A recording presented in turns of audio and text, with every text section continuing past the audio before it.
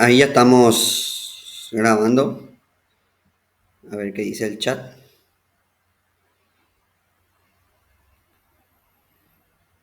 Buenas tardes, Camila y Ana. Bueno, empecemos con nuestra clase. La clase pasada estuvimos hablando del tema de los mitos. Ya vimos qué es un mito. Ya vimos cuál era la utilidad del mito. Y lo que nos queda ahora es ver la forma de interpretación del mito. Antes de empezar, quiero decirles que esta clase y la siguiente, y llegamos a hermenéutica medieval. Y probablemente hasta la siguiente clase sea el examen. Estoy pensando en eso. Vamos a ver ahora eso antes de... Entonces, acá como pueden ver está el cuadro de Odiseo y las sirenas, eh, que es una foto sacada de una ánfora griega. Era común que las ánforas estén dibujadas con temas mitológicos.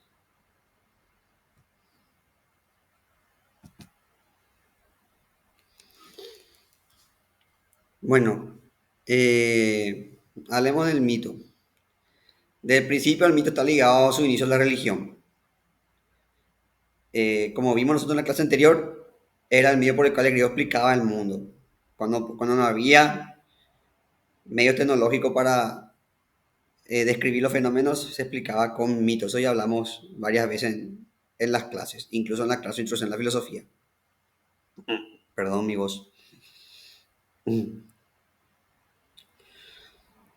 Y por eso es importante el significado del mito.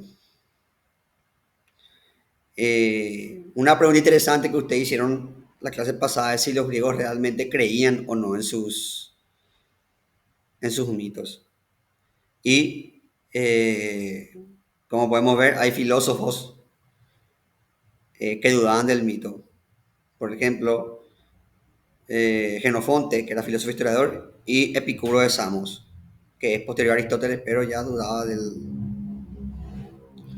cuestionando los relatos míticos.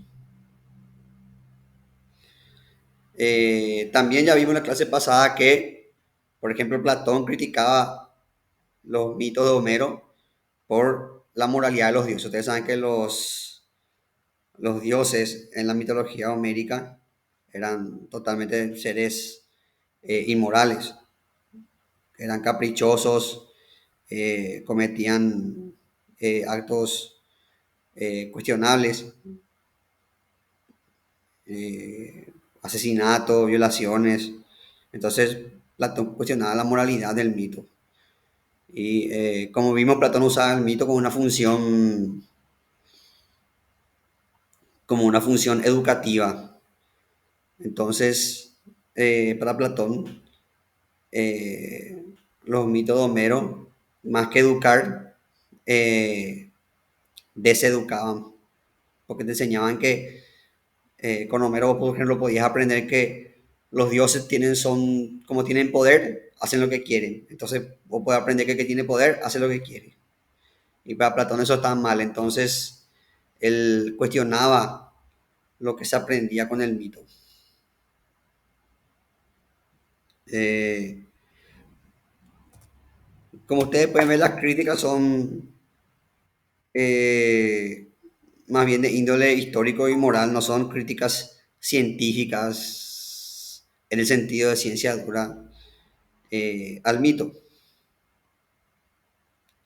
Aparte, tienen ustedes que tener en cuenta que la mitología no era algo unificado. O sea, no es que todos tenían el mismo relato. El relato mítico varía de acuerdo a la región, de acuerdo. Creo que en la clase pasada les hablé, por ejemplo, del relato de Medusa, que en la mayoría de las versiones es un monstruo, pero en la versión de Ovidio es una sacerdotisa Atena que fue castigada y se convirtió en monstruo. Entonces, incluso les di el ejemplo que los mitos son como los cómics. que tienen sus versiones. Tiene una línea así y tiene sus versiones.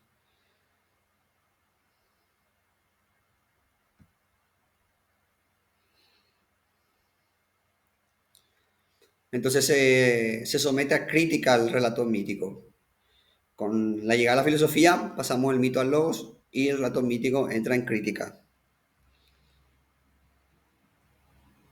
Pero surgen nuevas formas de interpretar el mito. Y la primera, que después va a ser muy popular, es la alegoría. ¿Qué es una alegoría? Es una representación en la que lo representado tiene un significado simbólico y se interpretan los mitos en forma simbólica. O sea, los mitos no son relatos históricos de cosas que pasaron, sino son relatos simbólicos.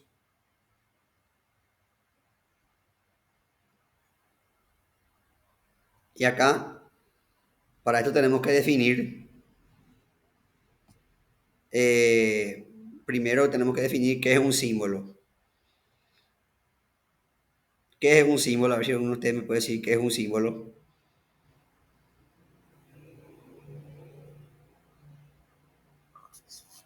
Definición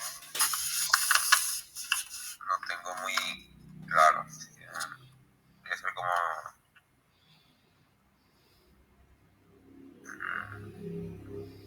estoy pensando,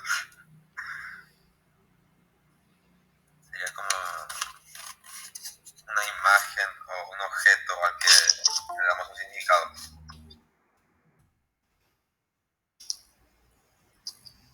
algo así.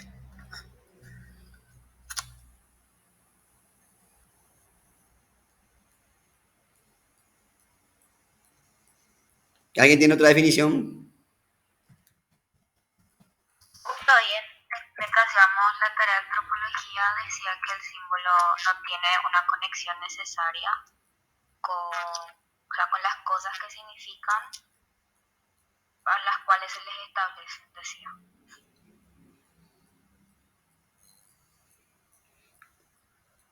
Un símbolo es, podríamos definirlo así de forma simple, como una representación abstracta de la realidad. O sea, una abstracción que sirve para representar algo.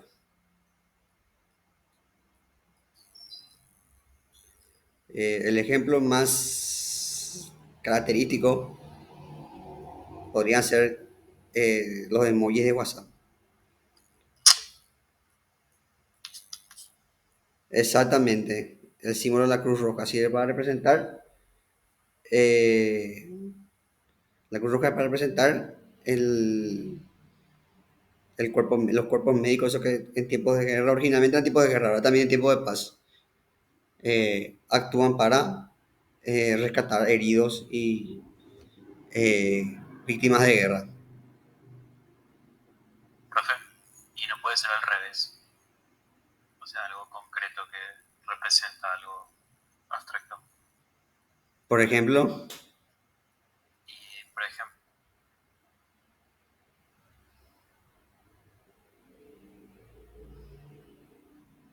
perdón, profe, estaba, por ejemplo, un símbolo puede ser el tema del fascio, por ejemplo. El fascio era lo que usaban los romanos y eso, que era como el hacha unido como a muchos palos, y eso es sí, algo concreto, pero que representa el poder y la unidad y todo eso. sí, pero Sería algo siempre el concreto. símbolo, por más que represente algo físico, el símbolo siempre representa por ejemplo, un concepto como la paz, o sea, siempre es una abstracción. Porque para vos decir que esa palomita representa la paz, es una abstracción. ¿Entendés? Por más que la paloma sea un animal concreto, el hecho de identificar ese animal con la paz es por representar algo abstracto, sí. En este caso, a través de algo concreto. Una paloma, por ejemplo, la paz. Acá a ver qué dice el chat.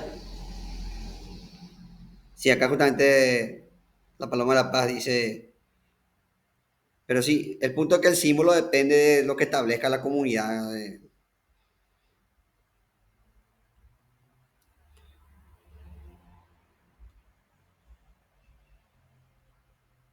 Entonces, eso es un símbolo. Eh, para algunas personas, para una comunidad un símbolo puede significar una cosa y para otra comunidad un símbolo puede significar otra cosa. El ejemplo más fácil que yo veo es el de la esvástica. Nosotros asociamos la esvástica a un periodo negro de la historia mundial. La asociamos al nazismo, la asociamos al fascismo, a Hitler. Pero en la mayoría de las culturas, la esvástica simboliza el cambio, el movimiento, la suerte, la fortuna. O sea, es una connotación positiva. Lastimosamente, por el contexto histórico en Occidente, la esvástica tiene una connotación negativa. De hecho, creo que fue en el 2020, hubo una polémica por un anime japonés que hablaba de, no sé si era el tema de pandilla o qué era el tema, pero el símbolo de la pandilla era el manji, que es un símbolo parecido a la esvástica. Y fue todo un quilombo, o sea, causó polémica y todo porque eh, se usaba ese símbolo. En Occidente causó polémica, en Oriente no, porque en Oriente todo el mundo entiende que el manji, incluso en los templos budistas está el manji, que es como una esvástica, pero dada vuelta así. Acá, acá hay gente, hablando de eso, no, creo que sí, usaban esa, en una religión de la India creo que se usa más ese símbolo, creo que es el darnismo, creo que era.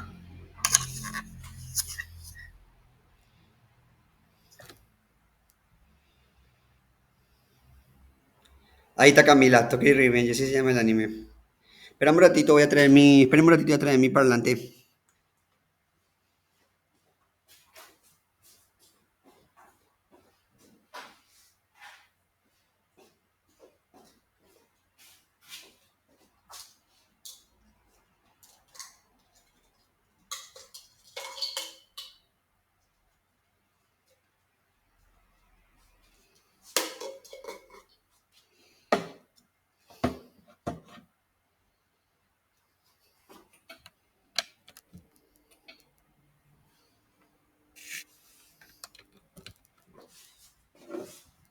Ahora sí, Héctor, ¿me puede hablar otra vez, por favor? Te escuché bajito.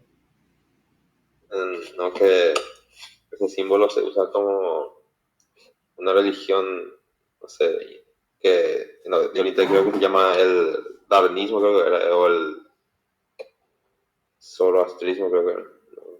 Ese es un símbolo. Sí. Richard también quería hablar.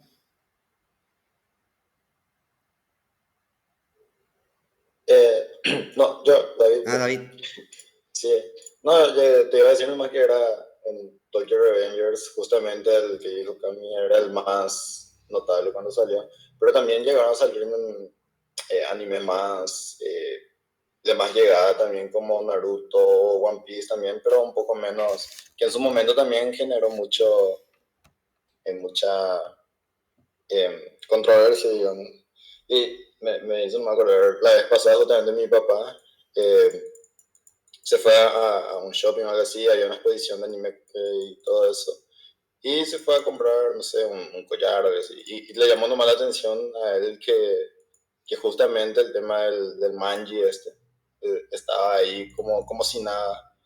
Pero siendo que es el manji que usan es luego invertido, digamos, porque Sí. no es lo del mismo.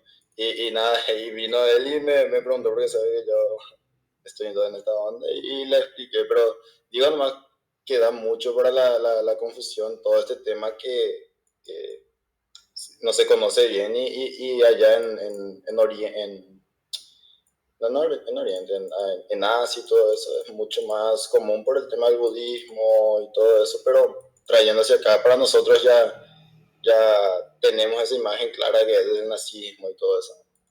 Y eso no. Sí, lastimosamente la historia de un símbolo se ennegreció por el contexto histórico que vivió Occidente en la primera mitad del siglo XX, ¿verdad? Entonces, de hecho hay Como digo, lugar, pero Héctor, helicóptero de Charlie Chaplin. sí. Ya nadie quiere usar ahora. De hecho, eh, eh, en algunos países te pueden multar por pintar una esvástica o por tatuarte una esvástica. Acá viene Pablo. Entonces, por eso el símbolo va cambiando de acuerdo al contexto histórico, como le dije, y también de acuerdo a la época. Por ejemplo, si vos retrocedes a los primeros tiempos del cristianismo, que vamos a hablar otra vez de esto, el símbolo cristiano era el ictus, era el pescadito.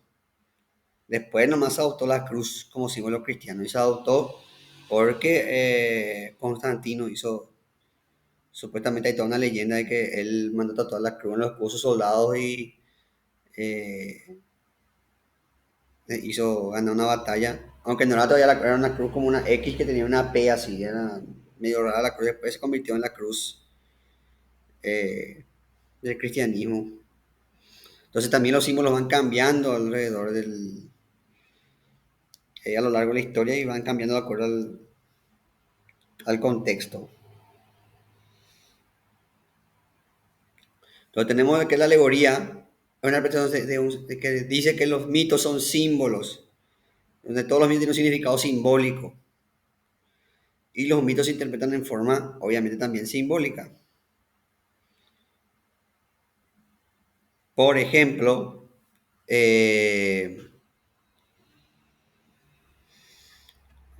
vamos a buscar un ejemplo.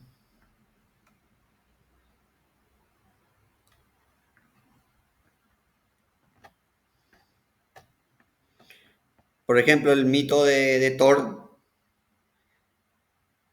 el, el mito de Thor, el mito de Demeter, que supuestamente a Thor un gigante le roba su martillo y Thor para recuperarse disfraza de mujer y le engaña al gigante y recupera su martillo. Entonces, también está el mito de Demeter, que es que Hades le secuestra a su hija, entonces ella hace que no crezcan más las plantas y después al final llega a un acuerdo en que su hija pasa 6 meses con Hades y 6 meses y por eso la estación. Entonces, el mito es una alegoría del cambio de las estaciones, no es que Demeter de verdad, sino que se usa ese mito como un símbolo de las estaciones. Lo mismo Thor. El robo del martillo de Thor y la recuperación de su martillo es una alegoría de los ciclos de humedad y sequedad. O si vamos a Egipto, el mito de la serpiente que se come el sol es una alegoría del cambio del día a la noche o de los eclipses.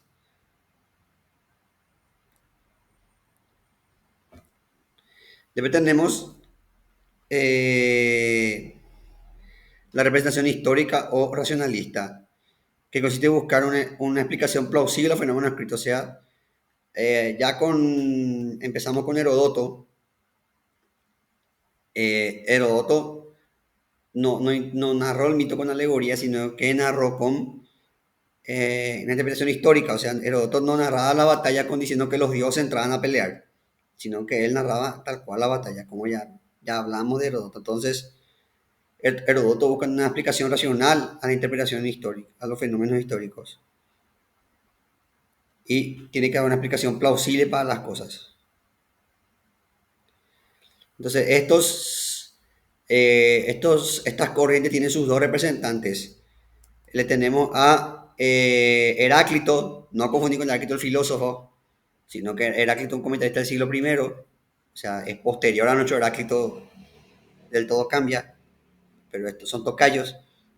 Y este Heráclito escribió un libro sobre las alegorías de Homero, donde explicaba las distintas alegorías que interpretó Homero, cómo se pueden interpretar los distintos mitos. Por ejemplo, en una parte de la Odisea, Homero tiene que elegir entre pasar por Escila y Cardibis. Y eso es una alegoría, una decisión difícil. Porque si pasaba por Cardibis se hundía el barco. Y si pasaba por Escila iban a perder unos cuantos hombres nomás, porque Escila le iba a comer a unos cuantos. Porque Escila y Cardibis son dos monstruos. Uno es hace un remolino gigante y hunde el barco y el otro son 7 bestias que le comen a 7 marineros, o 6, no me acuerdo cómo era el tema. Pero el punto es que Ulises tuvo que elegir el mal menor, que es perder algunos cuantos marineros en vez de perder el barco y morir todos.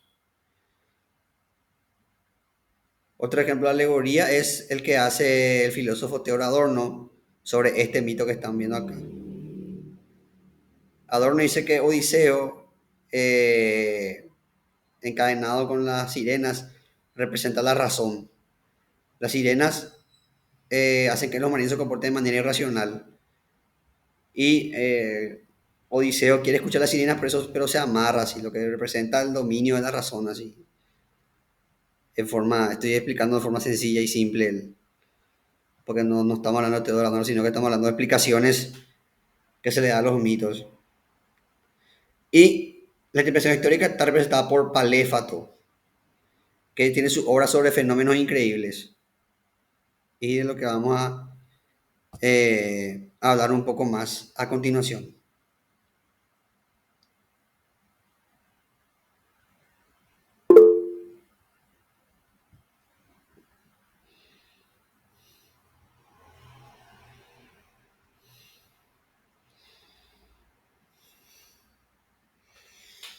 En la era del hielo. No. O sea, yo vi la era del hielo, pero no recuerdo. Así el antepenúltimo creo que era.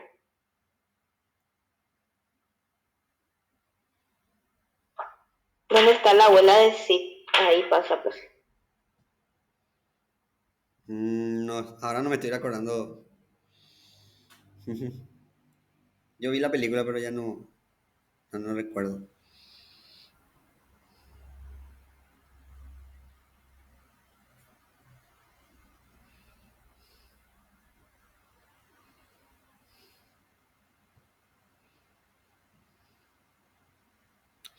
Bueno, entonces tenemos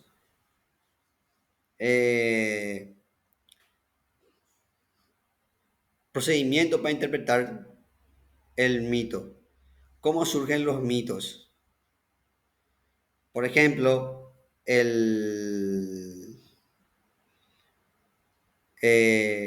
esto es según Paléfato. Paléfato era un discípulo de Aristóteles y eso influyó mucho. Entonces, ¿cómo decía Paléfato que surgen o que se pueden interpretar los mitos?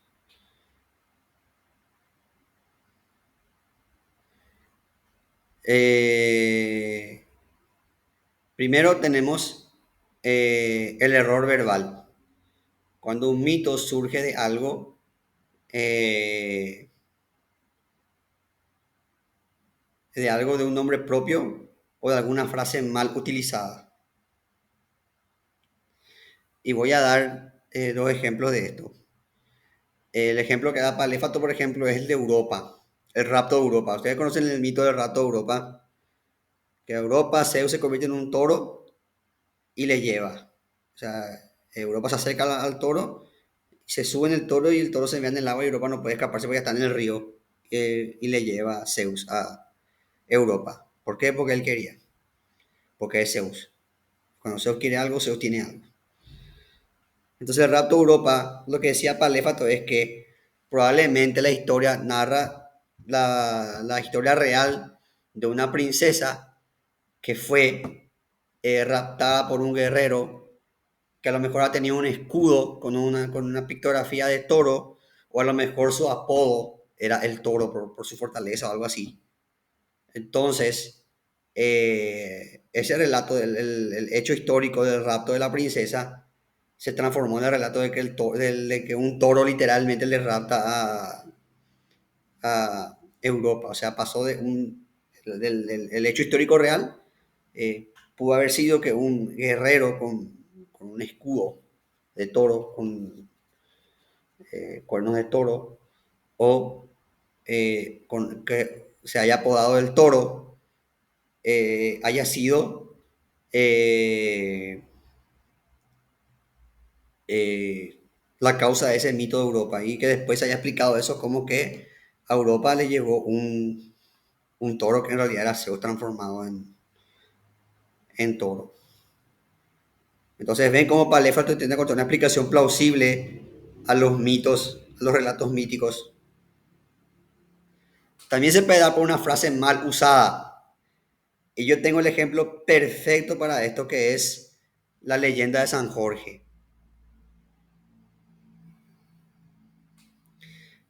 La leyenda de San Jorge puede tener dos explicaciones. Todos ustedes creo que conocen el relato de San Jorge, ¿verdad? El soldado romano que le derrota a un dragón y le rescata a una princesa. El clásico cuento medieval, el rescate de la princesa. De hecho, de ahí vienen todas esas leyendas y esos cuentos de... Ahora bien, ¿cuál es la explicación del mito de San Jorge? Existen dos explicaciones. Y voy a usar esto para explicar estas dos interpretaciones. La primera explicación sería una alegórica, que es que San Jorge le derrotó al dragón. El dragón es asociado al mal, al diablo. Por eso en el Apocalipsis el diablo es mencionado a veces como la bestia, el dragón, 7 cabezas. Entonces el dragón es un animal asociado al diablo. Entonces lo que dicen ahí, lo que dice la explicación alegórica del mito es que el dragón es un símbolo del mal y que San Jorge derrotó al mal. No es que le derrotó a un dragón de verdad, sino que derrotó al mal. O sea, una interpretación alegórica. El dragón es un símbolo del mal y San Jorge es un santo que le derrotó al mal. Pero también se puede explicar por una frase mal usada. ¿Por qué?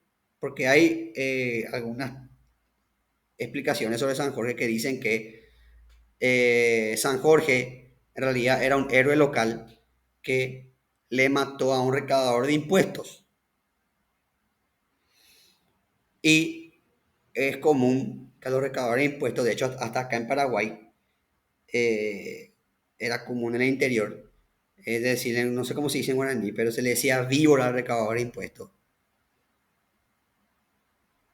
o sea, serpiente. Entonces San Jorge le mata al recaudador de impuestos, eso quedó como que le mató a la serpiente y la serpiente después por la transcripción y el uso pasó a ser un dragón. Por las exageraciones, por el... Es como cuando te cuentan un chisme y dicen, le vi a fulanito tomando un vaso de cerveza en Pinocho. Y después el chisme se transmite y ya queda. Le vi a fulanito tirado ahí en Pinocho, todo hecho mierda. Entonces eso pasa con San Jorge. Profe, ¿Sí? también puede ser, otro ejemplo es lo que es el mito de la Atlántida. Algunos dicen que es como una alegoría de lo que pasó con los minoicos en la isla de Creta, Sí. y que fueron destruidos por un volcán así. Su civilización fue destruida así. Sí. El, yo lo que creo es que la Atlántida, como decís, se sacan de relatos preexistentes, pero Platón toma eso como un modelo, o sea, es una forma que Platón tiene de explicar, es una alegoría al estado ideal y de cómo ese estado puede corromperse. Es un ejemplo ficticio, una ficción que Platón usa para explicar eh, si ahí está como las vecinas, exactamente, Ana, como la vecina cuando cuentan de chisme, así mismo.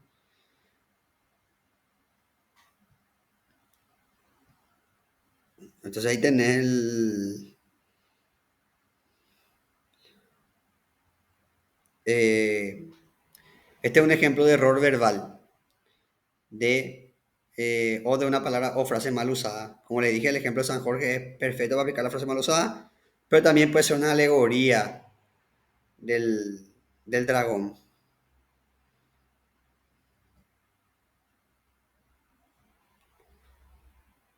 También puede ser un error de percepción, un hecho peculiar que se percibe incorrectamente como algo sobrenatural.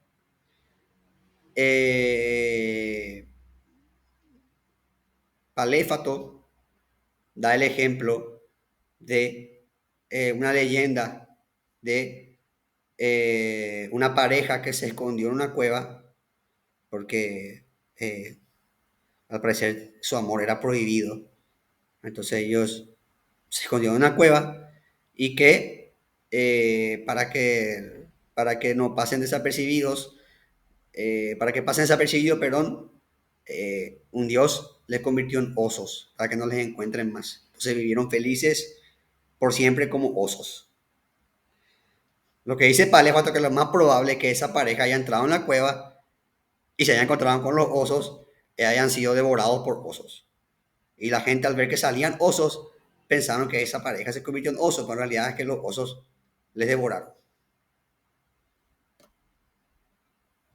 Entonces, ¿Sí? otra cosa puede ser el tema de las centellas, que antes se creía que era como una parte de leyendas y todo eso europea, pero después, recién hace como menos de 50 años, se descubrió que eran reales, Sí. que eran así, una cosa rarísima, o sea, una cosa de 2 metros moviéndose así espacio, electricidad, y durante mucho tiempo se pensó que era parte de la mitología, ¿no? Exactamente. Eh,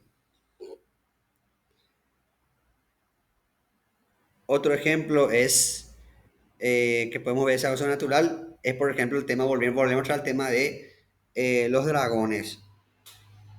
Probablemente el tema de los dragones ha surgido cuando los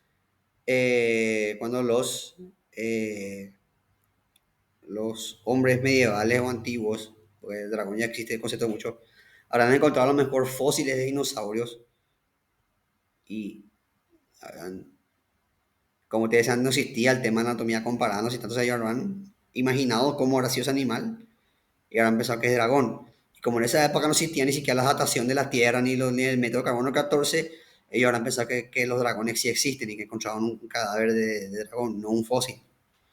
Entonces así o una serpiente gigante, o así. Entonces varios monstruos de la antigüedad pueden haber sido fósiles. Eh, es un ejemplo perfecto de cómo, entonces sí, entonces de ahí surge el tema de los dragones, el tema, porque fíjese usted que el tema de los dragones es común en casi toda la cultura. Y llama la atención eso.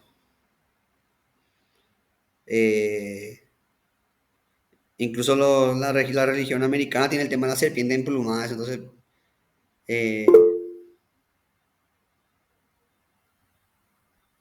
el monstruo del lago Ness.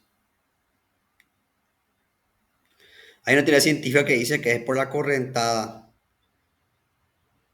eh, del lago que los troncos parecen moverse en contra de la... no sé cómo es la aplicación, pero parece que en el lago Ness hay corrientes y hay corrientes subterráneas. Entonces parece que el tronco se mueve en contra. Entonces la gente cree que es el lomo de un plesiosaurio o de un monstruo o de un... Y por supuesto se ha alimentado por el sensacionalismo y de la... En realidad es casi imposible que haya un animal así en el lago Ness. Primero, por la datación del lago, el lago es mucho más reciente que la época de los dinosaurios, entonces no. Segundo, porque no va a poder existir una especie así en un espacio tan pequeño, y etcétera, etcétera.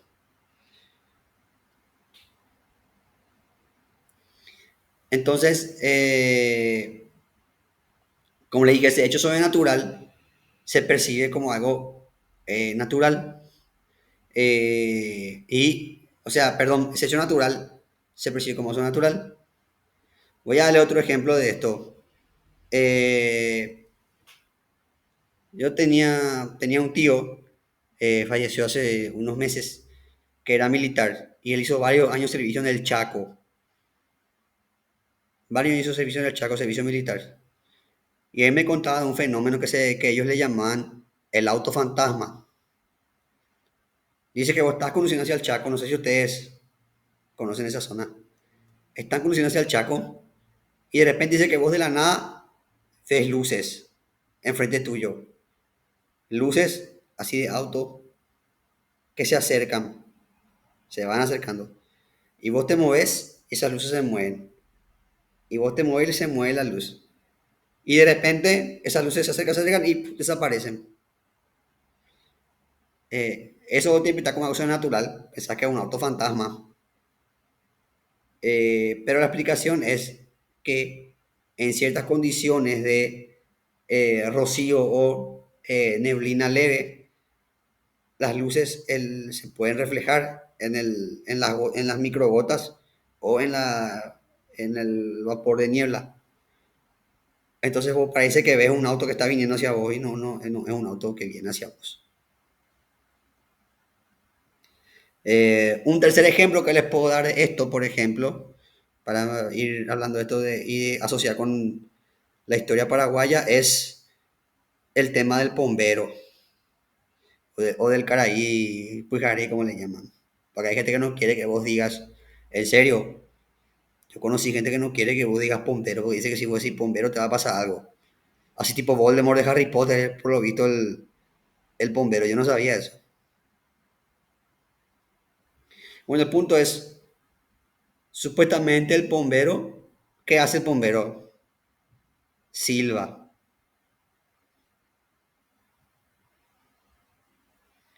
¿Y por qué la gente dice que el bombero silba?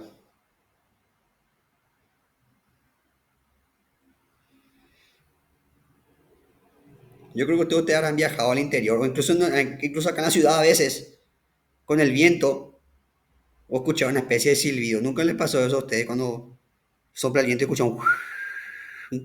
Entonces la gente interpreta eso como que está silbando el,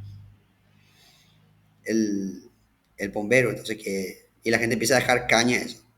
Y ahí está otro tema, otra explicación científica, el tema de la caña. El tema de que vos dejas caña y... eh, Tenés que dejar cada noche después de eso. ¿Qué? Tenés que dejar cada noche para que no se enoje el bombero. Sí, porque el bombero todo amigo mientras le da alcohol.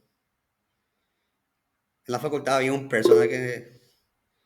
Sí, en la facultad había un person a que le llamábamos nosotros Pomber le llamábamos, porque si uno le daba alcohol no era tu amigo, así, ¿entendés? Siempre sí, cuando la gente estaba en Pinocho se iba y saludaba a los perros para tomar gratis.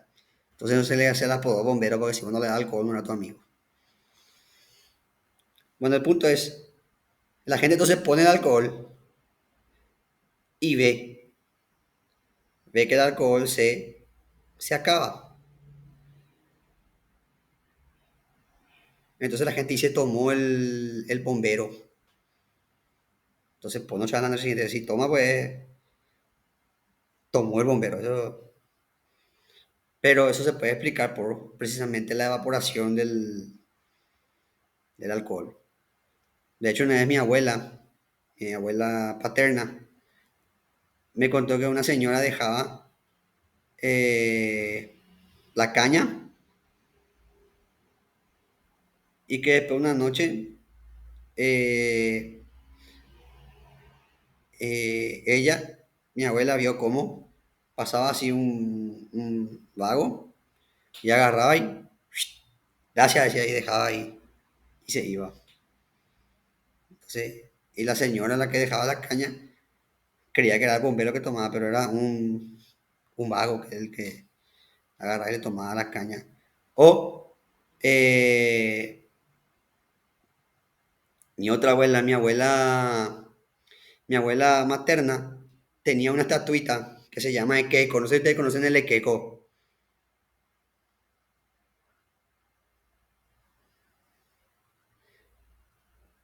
¿No conocen ustedes el Ekeko? Sí, esos muñequitos chiquitos Sí, eh, que pero ya, tienen, y que son un tipo de suerte o algo así. No recuerdo bien, pero algo así. sí. Pero voy a buscar la imagen de... Deja, no me puede estar lenta a mí.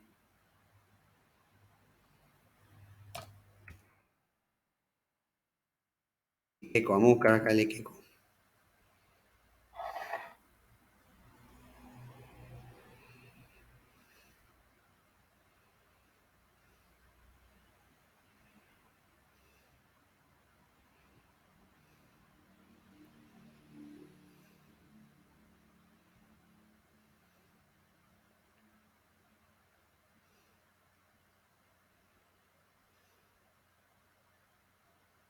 Ahí está el queco. Pueden ver, ¿verdad? Sí, no puedo ver.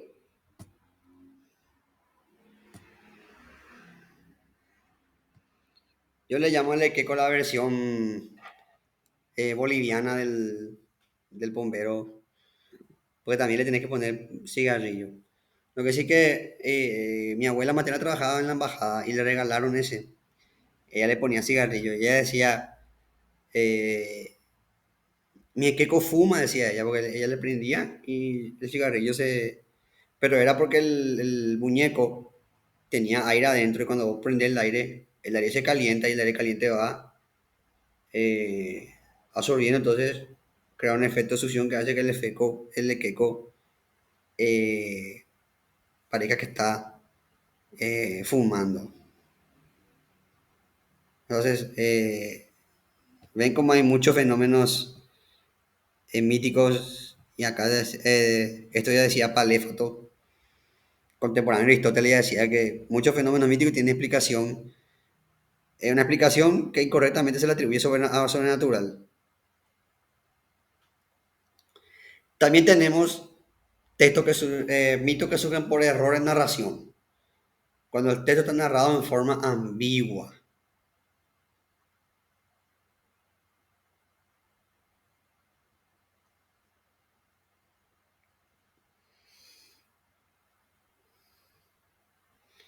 Eh, voy a dar un ejemplo. Espera un momento, voy a pensar en un ejemplo. Por ejemplo,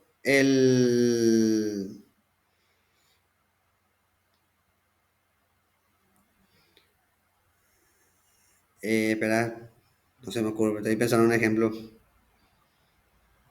Un mito que surge por culpa de que algo está narrado de forma ambigua.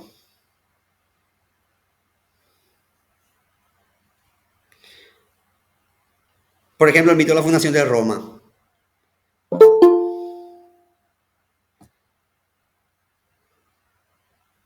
El mito de la fundación de Roma está narrado de forma ambigua, entonces tiene un significado prácticamente revestido de mitología.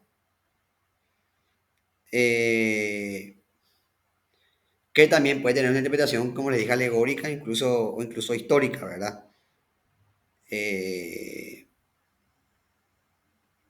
pero el punto es que es una narración ambigua que da origen a un relato mítico de Roma. El tema que Romulo y Remo fueron abandonados y fueron criados por una loba. Ese es el mito. Entonces, ¿cuál es la interpretación correcta de eso? Surge el mito, pero puede hacer una interpretación histórica, dos pueblos, Romulo y Remo no eran dos personas, sino que eran dos pueblos, dos tribus que se unieron. Y la loba es el símbolo es una simbología para hablar de los etruscos, que eran los que ocupaban esa región. Entonces ven cómo la ambigüedad del mito da a que vos tengas una interpretación alegórica, simbólica, y de ahí agarró esto Virgilio y hizo toda una narración mitológica de este tema diciendo que Rómulo y Remo eran hijos de Eneas, que era a su vez descendiente de los dioses de Afrodita. Eneas es hijo de Afrodita, y a su vez Eneas es descendiente de la gens Julia, que descendía del César. Entonces la historia de Roma está ligada a la historia de otra vez la familia del César. Entonces ahí Ovidio convierte el mito en una cuestión nacional ya, ¿sí? Aprovechando las ambigüedades de las narraciones que los romanos tenían de su fundación.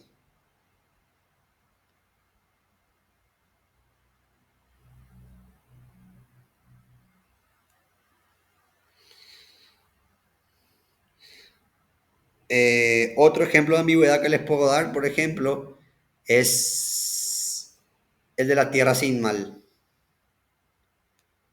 que es una noción común de los pueblos guaraníes, la tierra sin mal. Pero ¿qué significa la tierra sin mal? en donde se pueda cultivar y Sí, es libremente y no tenga como que se pueda cultivar por siempre. exactamente. Eh, Como ustedes saben, los indios no eran agricultores, eran semi-agricultores. Y los indios básicamente consumían todo el recurso en un lugar y después se mudaban a otro lugar que tenía recursos para seguir consumiendo recursos y así sucesivamente. Eh, no tenían ni noción de territorio y no eran nómadas, eran seminómadas. Entonces ellos soñaban con una tierra sin mal. Eh, y los cristianos, cuando vieron esto, ellos aprovecharon y tomaron del lado de la cosmovisión judía, la tierra de leche y miel, que es otra vez a su vez una alegoría del paraíso. Entonces los cristianos se valieron de esto y usaron esa noción de tierra sin mal. Y de hecho hasta ahora muchos creen que los guaraníes creían en una tierra sin mal como una especie de utopía o paraíso, pero la tierra sin mal para el indio guaraní es un lugar real, no es un lugar ficticio, no es el cielo ni no es, es un lugar real. O sea, ellos creían que existía una tierra, era un ideal, pero un ideal que ellos creían que existía. Solo que la narración ambigua permitió que los jesuitas tomen ese ejemplo.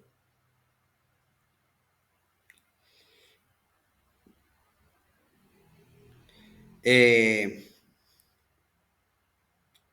Como ustedes saben, Paléfato fue discípulo de Aristóteles.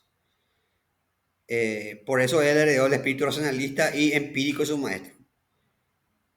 Aristóteles decía que el conocimiento se da a partir de la experiencia y eso Paléfato toma. Paléfato siempre busca las causas originales de los fenómenos.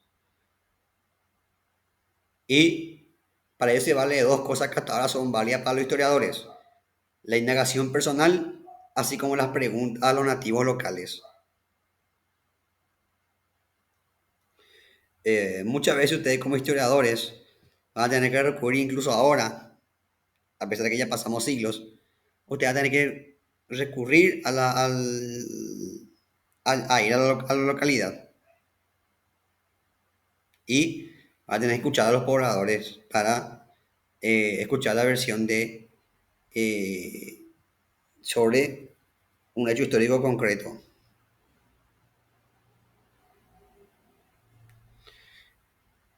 Por ejemplo, si vos querés estudiar alguna batalla de la guerra del Chaco, te conviene irte a ver los fuertes, te conviene ir a ver la disposición de cómo tenían eh, las trincheras, te conviene ver los túneles que se hicieron,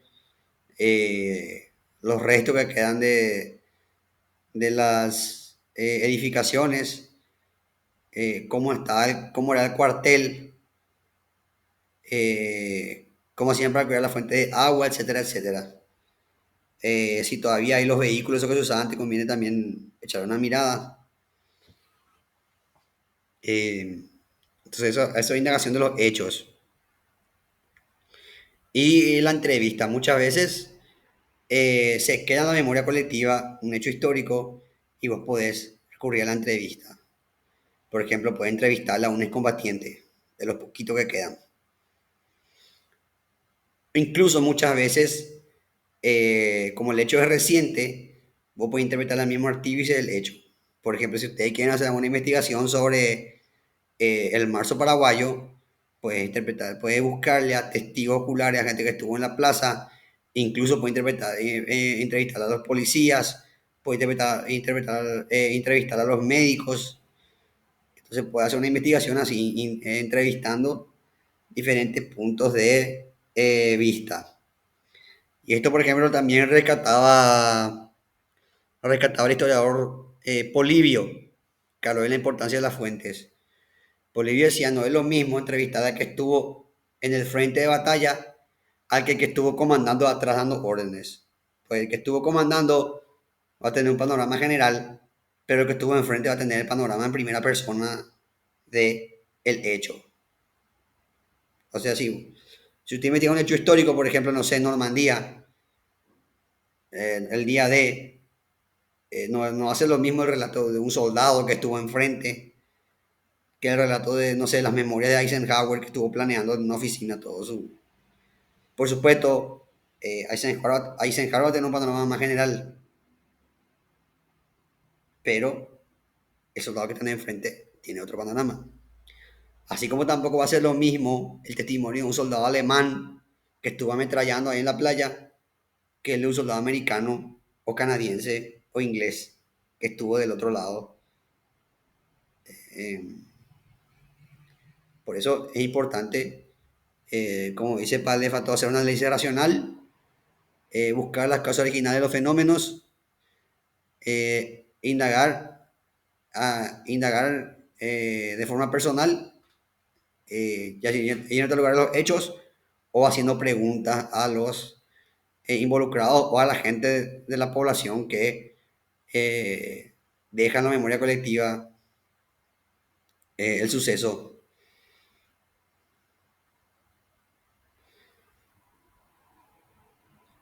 Eh,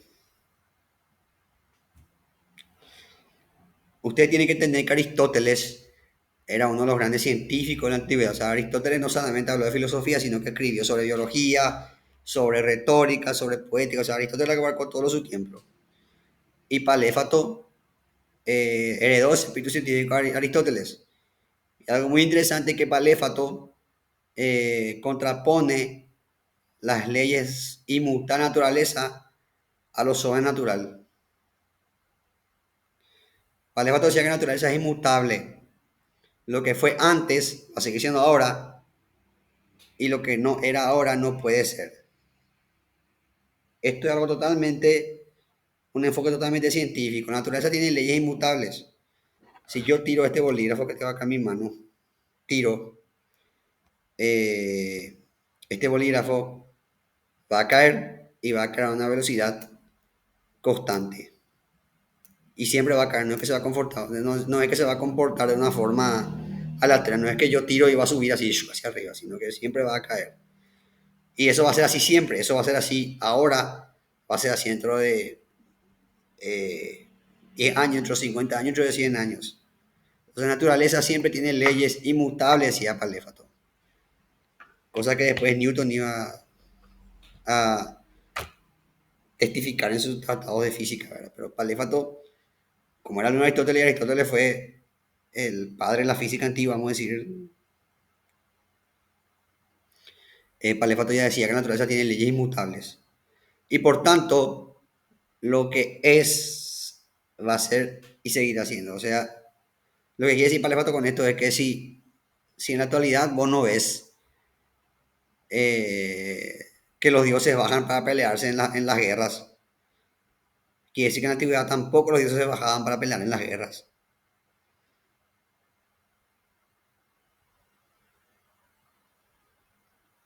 Por eso los fenómenos naturales no caben en la historia para Paléfato, en la interpretación histórica racional, porque, eh, porque la naturaleza es inmutable y lo sobrenatural es justamente un atentado contra lo inmutable de la naturaleza. Es contrario a lo inmutable.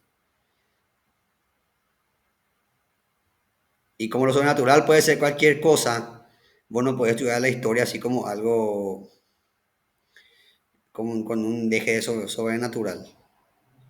Por eso Palefato decía que la historia tiene que ser estudiada de forma científica, explicando históricamente, naturalmente los hechos, no recurriendo a algo sobrenatural para explicar algún hecho histórico.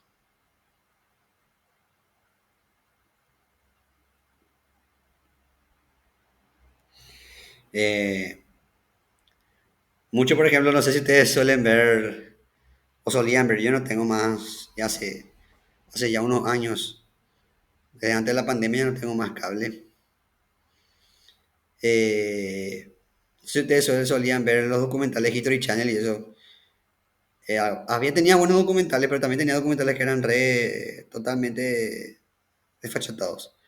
La otra vez hablamos del tema de alienígenas ancestrales, pero ahora pero hay otros documentales, por ejemplo, hay documentales, recuerdo haber visto una vez un documental que hablaba de la lanza de Longinus y que decían que Hitler tenía esa lanza y que cuando perdió esa lanza se empezó a perder la guerra. O sea, los alemanes empezaron a perder la guerra. O sea, explicaban la guerra con el tema de una lanza mística del destino que le daba la victoria a quien la tenía. En vez de hacer una explicación de los errores que cometieron los nazis en su campaña militar,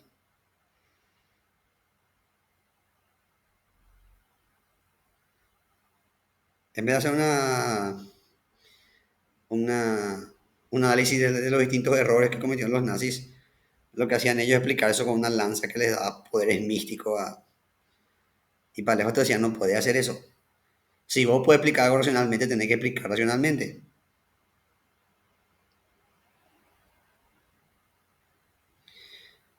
Y ese lamentablemente es un vicio de nuestra historiografía también. A mí me llama la atención algo así del análisis historiográfico acá en nuestro país. Me llama la atención algunas cosas. Nuestra historia, como ustedes saben, nuestra historiografía está fuertemente influida, tiene una influencia fuertemente positivista. Y el positivismo, ustedes saben que es cientificista, que la fuente, el documento, lo que importa, lo demás es divague. De hecho, esa es la limitación de su enfoque. Pero pese a la influencia positivista en nuestra historia, que también es negativa porque el positivismo también tiene sus limitaciones, no poder restringir la ese histórico a lo documental nomás. La historia oral, por ejemplo, también es importante. También el análisis de los hechos. Y ahora hay ciencias modernas como, no sé, el tema del ADN, la filogenética, el análisis de la composición del suelo, se te pueden decir muchas cosas de un hecho histórico. Pero bueno, volviendo al tema. El punto es que nosotros supuestamente tenemos fuerte influencia del positivismo y es cierto. Pero igual nuestra historia tiene mucho de mito. Nuestra historia tiene muchísimo de mito. Y hay ejemplos a patar nuestra historia de cómo nuestra historia se narra a veces de forma mitológica.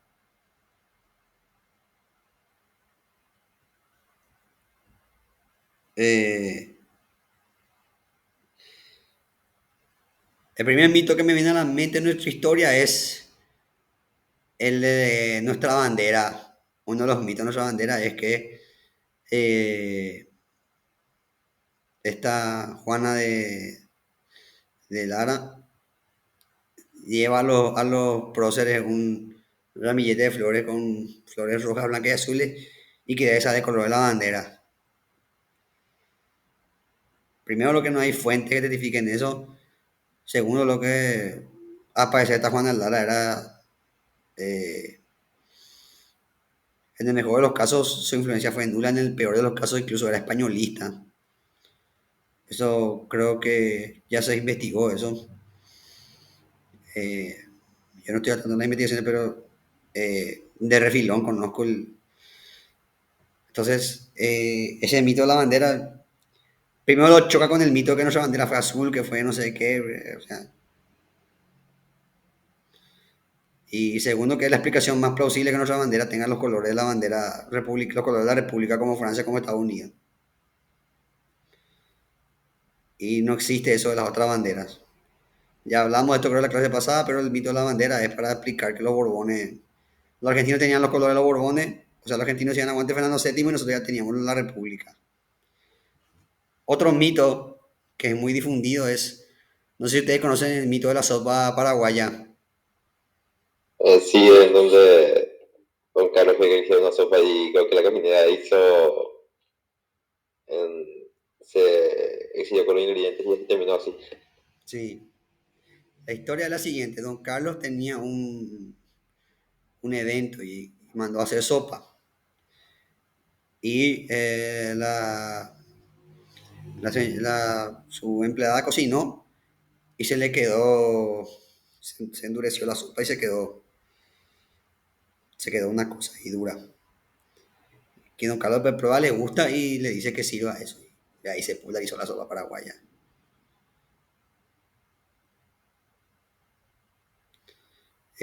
No hay fuente de eso, no hay fuente histórica de eso, es un mito. De hecho, yo tengo un alumno que se fue a Argentina y encontró el mismo mito, pero con el dulce de leche y mitre.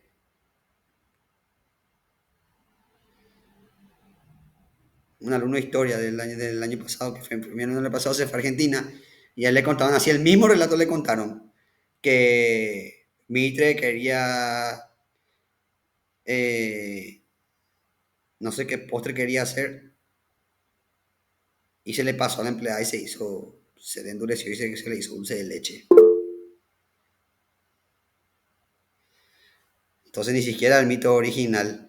Y ni siquiera es el mito argentino original, porque eso de leche ya es más antiguo que eso hacían en la España. O sea, en España se hacía ya de antes el dulce de leche. El dulce de leche no es original ni de Argentina, ni de Uruguay, sino que es de Europa. Y es un método que se usaba para conservar la leche. El queso y el dulce de leche son métodos que se usan porque la leche se funde rápido. Entonces, para que eso no se te funda, vos le haces queso o haces dulce de leche.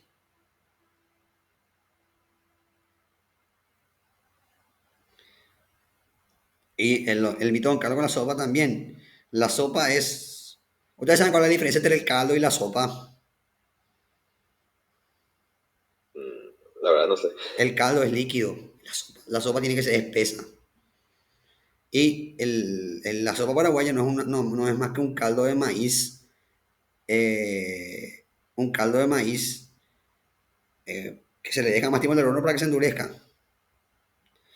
Probablemente haya la sopa paraguaya surgido como una forma de conservar ese caldo de maíz.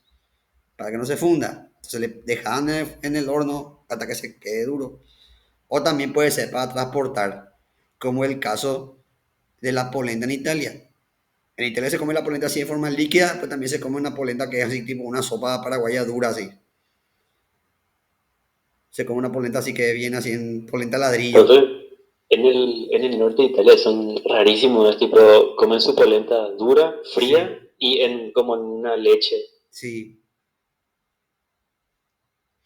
¿Por qué eso, Juan Pablo?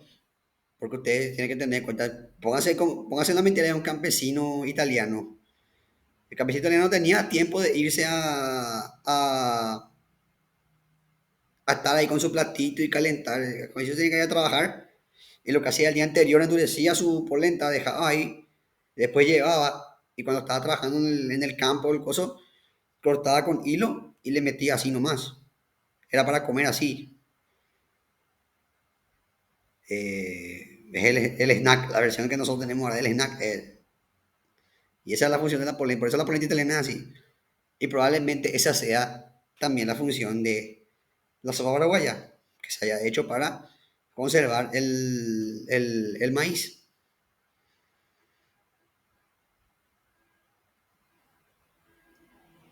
Entonces, tenemos muchos mitos sobre nuestra historia. Tenemos también el mito de la guerra del Chaco, que peleábamos con machete. Ya hablamos de ese mito la clase pasada, no me voy a estar repitiendo, pero básicamente sí, nosotros difundimos una versión de que estábamos muy mal armados y los bolivianos se creyeron y entonces quedó, y ahora se usa incluso como imagen heroica del paraguayo con su machete eh, peleando así como, que de hecho sí, de hecho la realidad es que en algunos aspectos estamos muy mal armados, pero en otros aspectos estamos mejor armados incluso que los bolivianos. Nuestros morteros eran mejores que los bolivianos. Ahora no son, hay cosas que no teníamos como tanque, por ejemplo, pero en mortero eso estamos mejor que los bolivianos. En la ametralladora creo que éramos mejor o iguales incluso.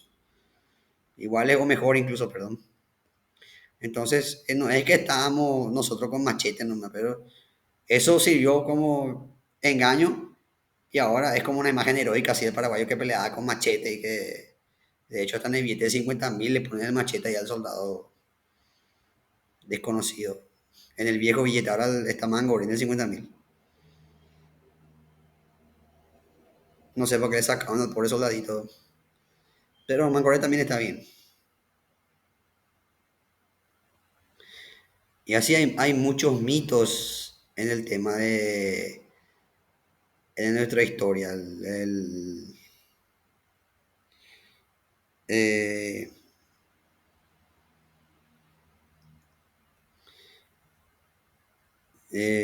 Se confunde muchas veces el pensamiento o las fuentes del el chimerío, vamos a decirle, se confunde con el relato histórico real y queda así. Juan Está Pablo. también lo que dicen que este tema de que la historia como que se funda mucho con mitos y cosas así es porque es algo cultural de los paraguayos por el tema de que el guaraní es un idioma como muy oral, obviamente. Sí, Entonces, no sé si también puede ser como en parte por eso. sí. Nosotros en la clase pasada dimos que es necesario el mito para la transmisión oral del conocimiento, porque vos no podías memorizarte, entonces tenías que recurrir a mitos.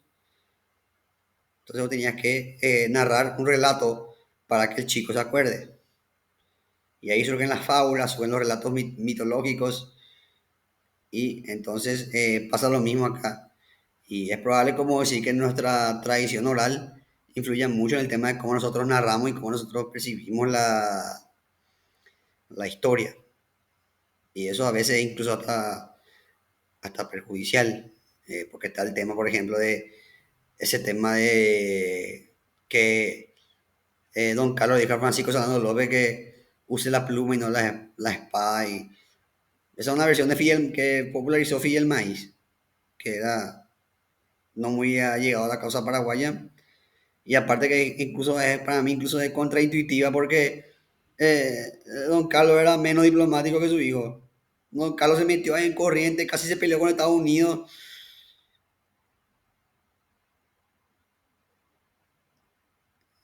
Por eso me cuesta a mí creer esa versión de Fidel Maíz.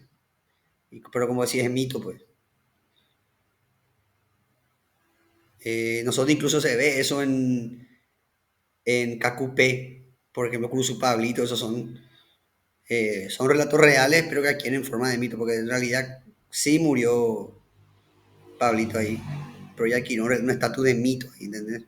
Entonces tiene que ver mucho la forma como decir, mucha forma como nosotros percibimos y cómo narramos la historia. Y muchas veces nosotros narramos la historia, como dijo la compañera, como esos chismes de las viejas de las vecinas que eh, deforman todo el relato y termina siendo una exageración. Eh, entonces, nosotros tenemos cuando estudiamos nuestra historia tenemos que ser conscientes que tenemos esos vicios y tenemos que tratar de discernir qué parte del relato es mito y qué parte del relato es eh, eh, racional. Voy a poner otro tema, por ejemplo, el ejemplo de el caso de Pancha Garmendia. La gente cree que Pancha Garmendia era una jovencita y que de belleza espampanante y que le lumbró y que sí, puede que me pero el punto es que Pancha Garmendia no era una jovencita ya cuando fue arrestada, sino que ya tenía la edad de Mariscal López, o sea, ya era una cuarentona. Aparte que eso de que López le mandó matar es falso. De hecho, López no quiso. Fue Centurión el que tuvo los huevos de sumariarle y en un juicio de guerra. Obviamente podemos dudar de lo justo y lo injusto de los juicios de guerra, pero ella murió en un juicio de guerra. O sea, no fue que se le mató nomás y tampoco. Entonces hay muchos relatos cuando se narra así como que eh, se narra una versión de la historia así como que Pachamama era jovencita y que era que de belleza espampanante y no sé qué, y que se le mandó matar por temas amorosos, cuando la realidad histórica es que ni era doncella, es, eh, estuvo involucrada en una conspiración, fue sumariada en un juicio de guerra, podemos discutir lo justo o lo injusto de su juicio, pero fue sumariada en un juicio de guerra, no que se le fusiló así nomás, y ni siquiera fue López el que, sino que fue Centurión.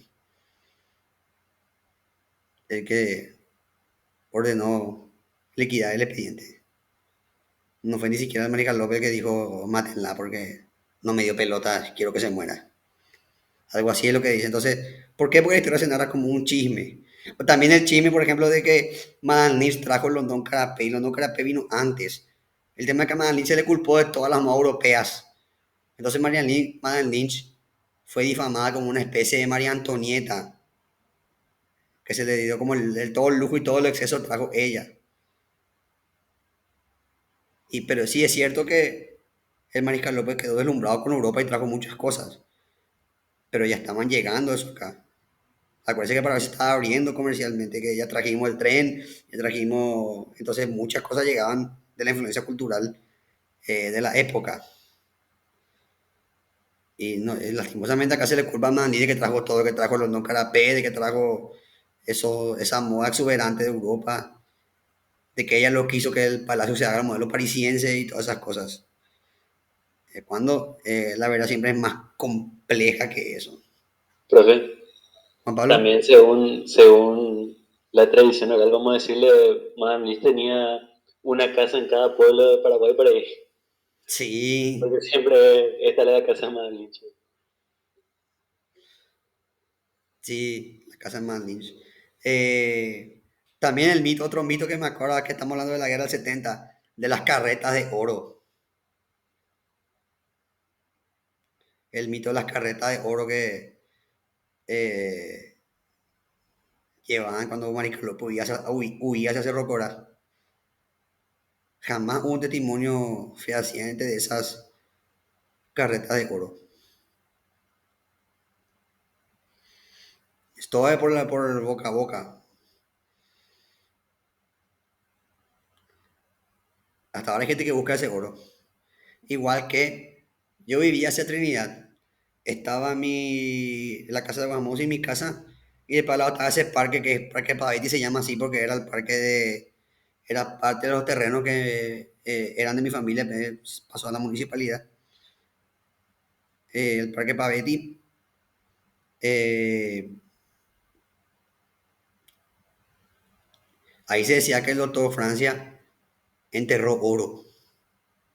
Y vos sabés que ustedes saben que cuando papá era chico, mucha gente buscaba el oro y nunca se encontró nada. Y hay gente que dice, hasta poco antes que yo me mude, había gente que decía que ahí había plata y buibuy, que veía plata y buibuy. Y había dos versiones. Una era que doctor Francia enterró plata ahí y otra es que cuando el ejército aliado iba a pasar, los pobladores de la zona empezaron a enterrar oro ahí. Lo que sí que nunca nadie encontró nada de plata ahí. Se cavó mucho ahí en la zona del Parque Paveti y nunca se encontró nada. Lo único que encontraron mis abuelos cuando compraron el terreno y excavaron fueron unas vasijas con indios, con cadáveres de indios adentro. Y se llevó todo el botánico eso. Y le llamaron a un cura para hacer la correcta bendición del lugar para que no haya poltergeist. O sea, mi casa de Trinidad literalmente estaba en un cementerio indio. Pero yo nunca vi nada.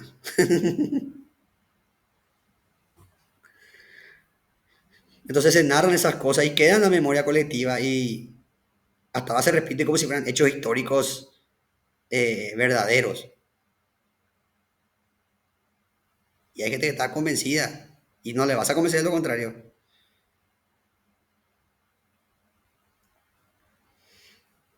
¿Alguno de ustedes quiere acotar o decir algo? No, pues es verdad porque no sé, no quiere admitir que se equivocaron, no sé. Profe, Sí. y lo de las traducciones, por ejemplo, cuando se traduce un texto a otro idioma, cuál de esos tres errores, vamos a decir, entra? Espérate, ¿Sería error de narración? sí,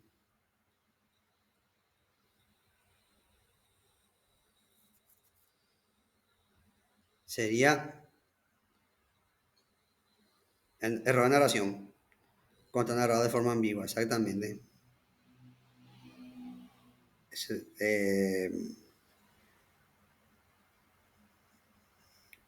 voy a buscar un ejemplo de eso para hablar con ustedes. Verá, verá, verá. Por ejemplo, cuando se tradujo la Biblia al latín, creo que se tradujo mal, que Moisés tenía cuernos cuando bajó de la montaña. Sí, Eso. me encanta no sé qué palabra se tradujo mal, y se tradujo como cuerno. Y hasta ahora, si ustedes se van a la iglesia de Trinidad, van a ver un dibujo de Moisés con cuernos. Y de hecho hay una escultura que hizo Miguel Ángel de Moisés, la voy a buscar, que tiene cuernos. Porque como dijo el compañero, se basa en una mala traducción de la Biblia.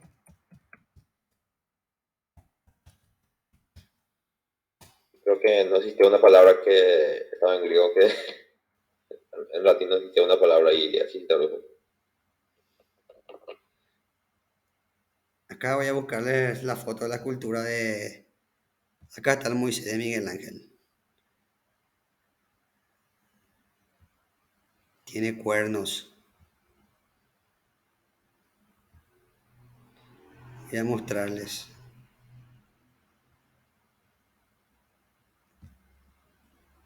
Ahí está. Este que está acá. Viste que tiene cuernito acá. Y así es por la, por la traducción. La mala traducción.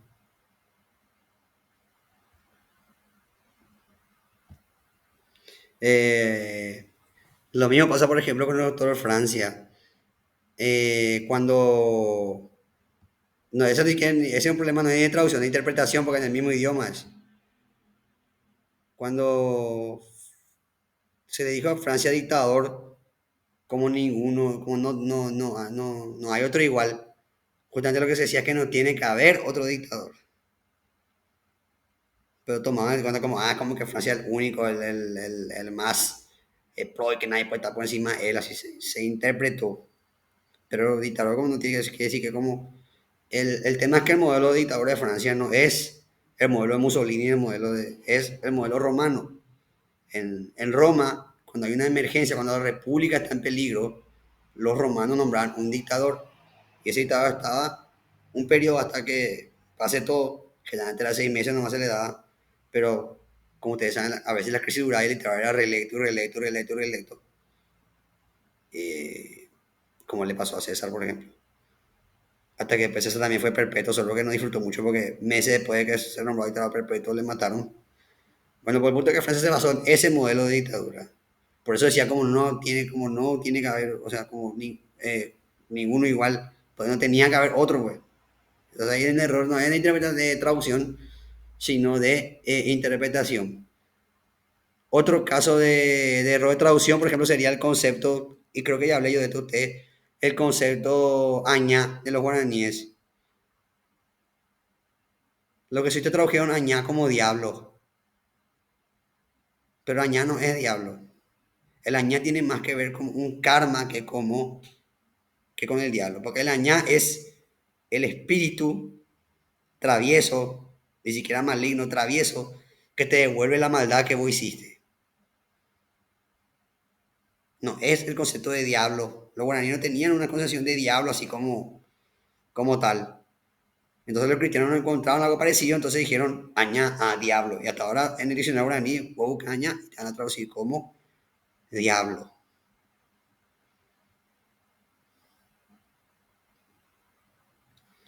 Y me gusta tu ejemplo de tu pregunta de la traducción. Entonces, cuando usted analiza un texto histórico, tiene que tener en cuenta todas estas cosas que mencionamos, sobre todo en nuestro país, donde como les dije, la historia está muy impregnada de mitos y de relatos, de chismes de alcoba, vamos a decir. Y tenemos que separar eso de el hecho histórico concreto. Muchas veces es difícil porque, como dijo el compañero, ya es parte de nuestra cultura y ya quedó como impregnado ahí, pero la historia es la historia y los hechos históricos son hechos históricos y tienen que estudiarse como hechos históricos, no como relatos narrativos novelescos o mitológicos.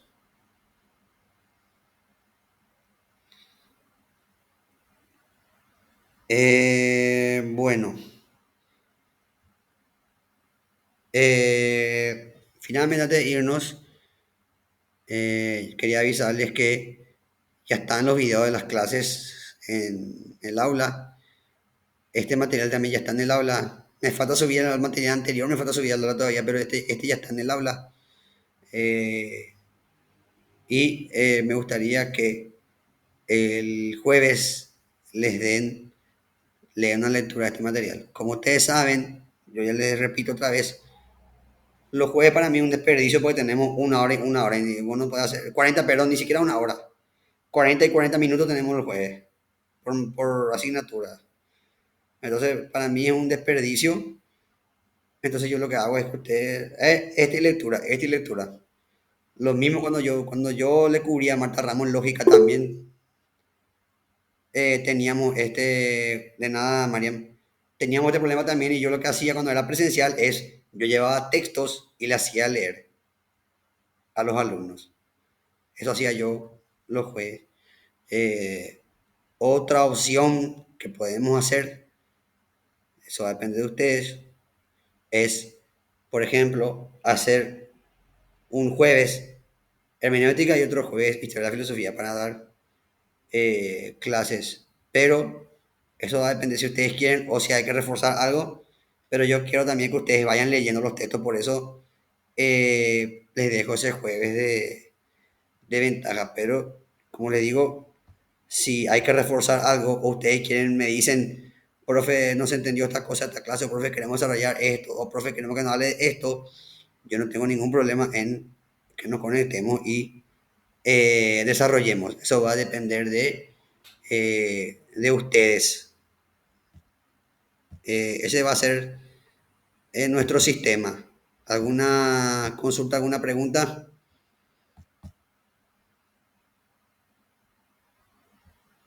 Pero De mi vos parte no, vas a bro. hacer tu examen.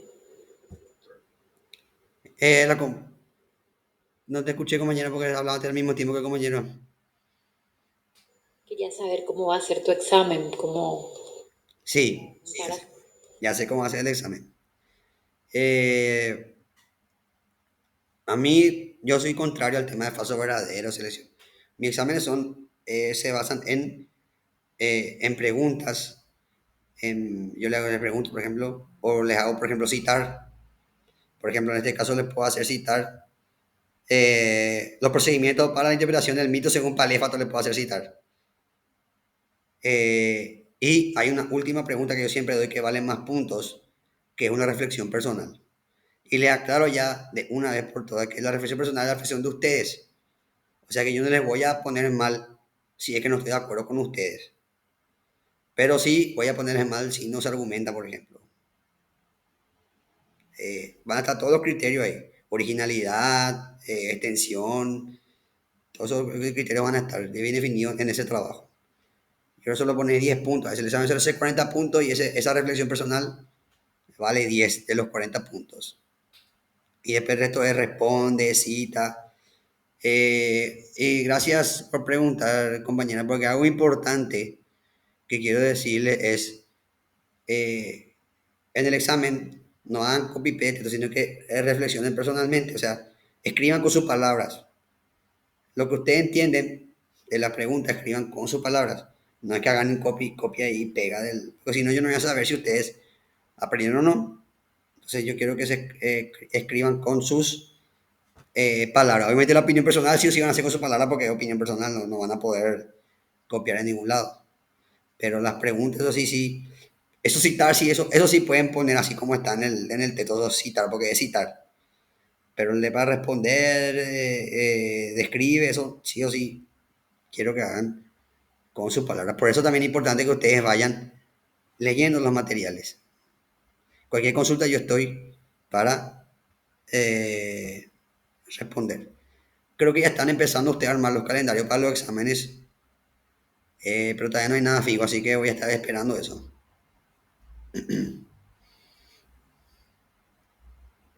Gracias, profe. ¿Alguna otra pregunta?